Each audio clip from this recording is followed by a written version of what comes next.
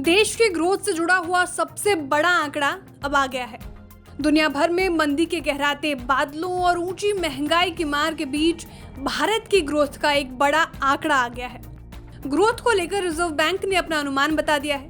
भारतीय reserve bank ने अपने मंथली बुलेटिन में कहा है कि देश की इकोनॉमी के मौजूदा फिस्कल की दूसरी तिमाही में 6.1% से 6.3% की रफ्तार से बढ़ने की उम्मीद है।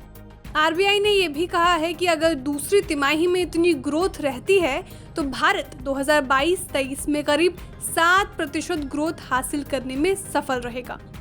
जुलाई से सितंबर तिमाही के जीडीपी ग्रोथ के आंकड़े इस महीने के आखिर में आएंगे।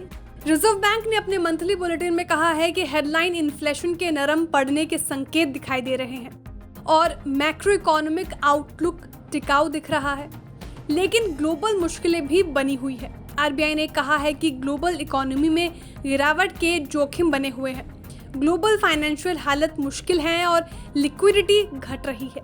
भारत को लेकर रिजर्व बैंक ने कहा है कि शहरी डिमांड मजबूत बनी हुई है, जबकि रूरल डिमांड में सुस्ती है। रिजर्व बैंक ने यह भी कहा है कि एक खराब ग्लोबल माहौल में भी भारतीय इकोनॉमी ने अपने टिकाऊपन को साबित किया है। आरबीआई के बुलेटिन में कहा है कि दुनिया भर में महंगाई ऊंची बनी हुई है। खाने पीने की चीजों और एनर्जी की ऊंची कीमतें अर्थव्यवस्थाओं पर भारी पड़ रहा है। गौरतलब है कि खुदरा महंगाई की दर अभी भी रिजर्व बैंक के आरामदायक स्तर से ऊपर बनी हुई है। पिछले कई मौकों पर रिजर्व बैंक को इसी वजह से ब्याज दरों को बढ़ाना पड़ा है। ग्रोथ की बात की जाए तो हाल के वक्त में कई एजेंसियों ने भारत के ग्रोथ फोरकास्ट को घटाया है। हाल में ही आईएमएफ ने मौजूदा फिस्कल के लिए भारत की ग्रोथ में 6.8% रहने का अनुमान जताया है। इससे एक साल पहले यानी 2021-22 में देश की ग्रोथ 8.7% थी।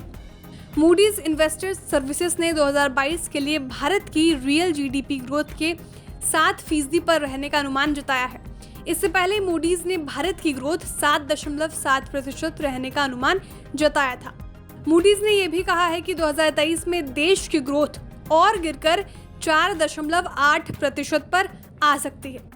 अब भले ही तमाम एजेंसियां देश की ग्रोथ के फोरकास्ट घटा दिए हैं, लेकिन रिजर्व बैंक का मानना है कि भारत अभी भी 7% की रफ्तार से आगे बढ़ सकता है। ब्यूरो रिपोर्ट, विस्तार।